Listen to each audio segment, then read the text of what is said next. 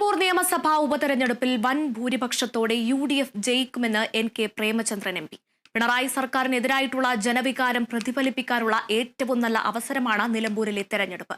സർക്കാർ ഉപതെരഞ്ഞെടുപ്പുകളെ രാഷ്ട്രീയവൽക്കരിക്കുന്നതിന് പകരം വർഗീയവൽക്കരിക്കുകയാണെന്നും NK പ്രേമചന്ദ്രൻ പറഞ്ഞു.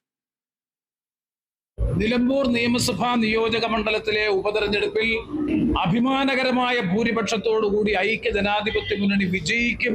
10ാമത് വർഷത്തിലേക്ക് കടന്നിരിക്കുന്ന പിണറായി വിജയന്റെ നേതൃത്വത്തിലുള്ള ഗവൺമെന്റിനെതിരായിട്ടുള്ള ജനവികാരം പ്രതിഫലിപ്പിക്കാൻ വേണ്ടിയിട്ടുള്ള ഏറ്റവും നല്ല അവസരമാണ് എന്ന ഒരു പൊളിറ്റിക്കൽ പൊസിഷനാണ് UDF പ്രധാനമായും ഈ തെരഞ്ഞെടുപ്പിൽ മുന്നോട്ട് വെച്ചത്.